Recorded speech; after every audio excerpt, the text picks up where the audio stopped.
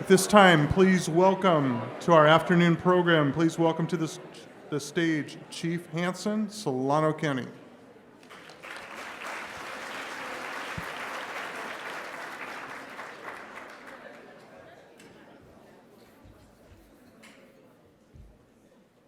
Do we have a video?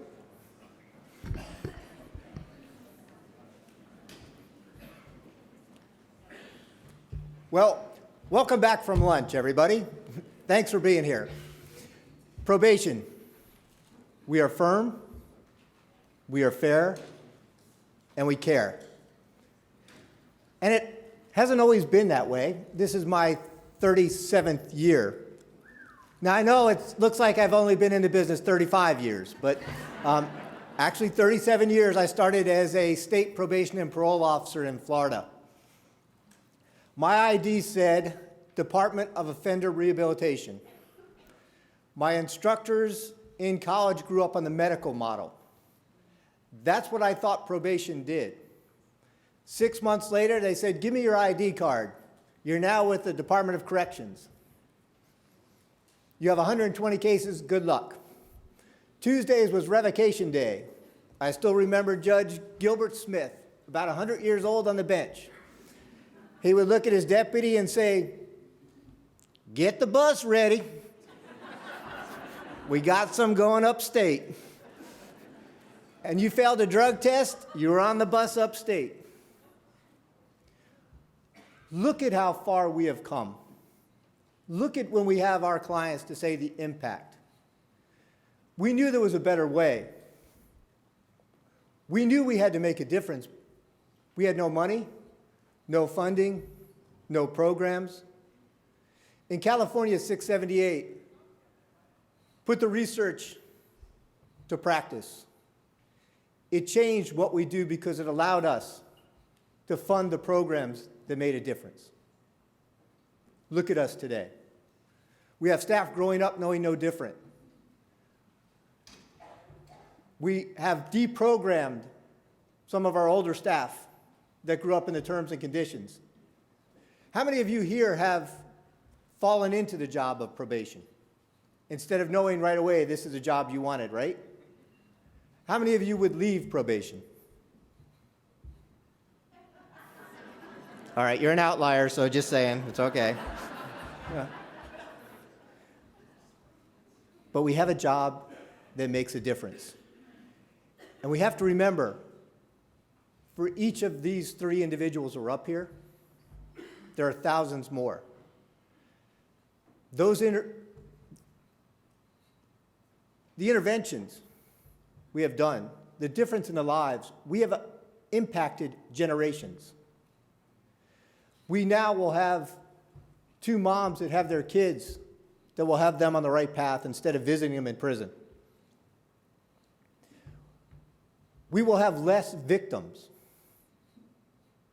less survivors of violence because we had an impact to stop the chain of recidivism, of hurt to our communities.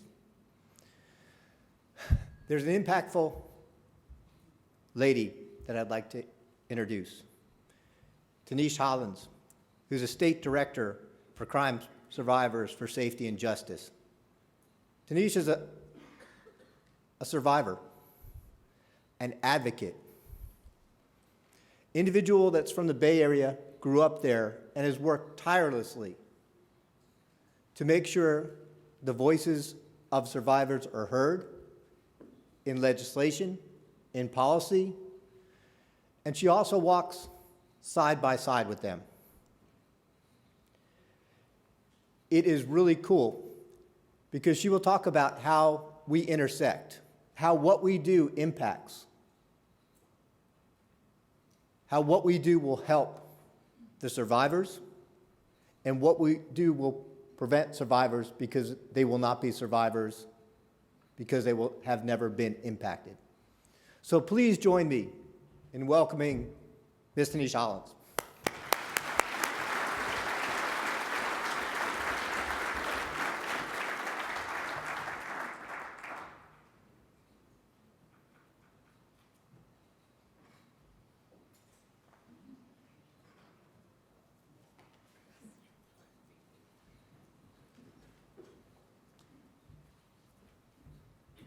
Good afternoon, everyone.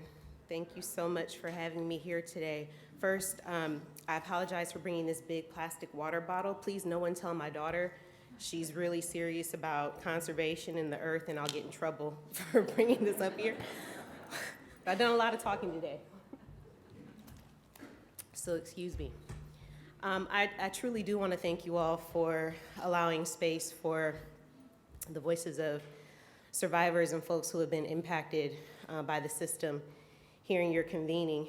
And on behalf of the 40,000 crime survivors in our network, I really want to applaud you for the approach that you all are taking to public safety. No one understands public safety more than someone who's been directly impacted by crime. Crime completely changes your worldview. Becoming a survivor completely changes your experience. And most of us, after having experienced a crime, spend literally every day thinking about what could have been done to prevent that outcome. Safety takes on new meaning. And that is not just for the individual, it's for the entire community. When we, as Crime Survivors for Safety and Justice, started engaging with survivors around the country, we asked them just that question. What do you feel was needed to prevent what happened to you from ever happening in the first place? And overwhelmingly, the answer was address the root cause of the crime. It was not if we had stiffer penalty and tougher approaches that we would prevent this from happening. No one understands the intersections between crime survivors and folks who are convicted of committing crimes more than someone who has lived in a community that's been severely impacted by violence. And I'm a survivor that carries that experience. I lost 2 brothers to homicide in San Francisco, in the neighborhood that we grew up in the neighborhood and community that I advocated for and with and served in for most of my life. My younger brother, James, lost his life in 2013 during a burglary. He was 25 years old. My second brother, Mitchell, was killed just steps away from the homeless encampment where he spent most of his time during his addiction. He died in 2017 on New Year's Day. I don't usually give this level of detail when I talk about my brother's stories, but I feel it's really important to share this with your group because both of my brothers were on supervised probation when they died.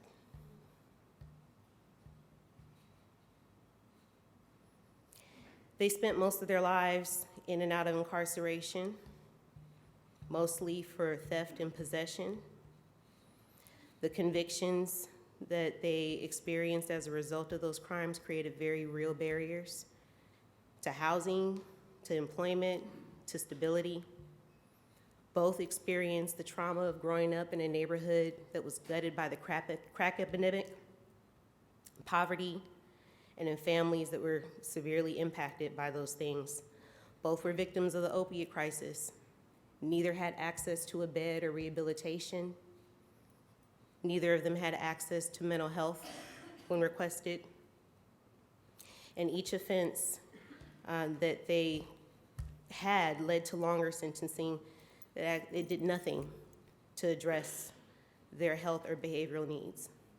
And I honestly believe that if we were able to take the approaches that you all are discussing right now, that my brothers would probably still be here. My family story is heartbreaking, but unfortunately it's too familiar. I talk to families throughout the state of California and across the country who understand very intimately the intersections between crime victims and folks who are in the criminal justice system. Our lives are intertwined, and not because there's a need for more punishment, but because there's a need to address the trauma, the barriers, the very real causes of crime in the first place. And until we do that, none of us are safe. In our conversations with crime victims across the country, we learned that most folks are prioritizing access to rehabilitation, trauma recovery, mental health services, prevention, even in states that are known for tough on crime approaches, like Texas. Even 8 out of 10 crime survivors there supported the increase of supports, rehabilitation, mental health over longer sentencing. You all are headed in the right direction. But we have to broaden the conversation to include the voices and experiences of crime survivors from diverse communities. Honestly, many of our communities that are heavily impacted by crime, a lot of those folks are not considered victims. And even the folks who come through the system who have experienced trauma and victimization, those experiences are not prioritized when we're dealing with accountability. Accountability must be coupled by rehabilitation, a path back to citizenship, access to support, and restoration of our communities.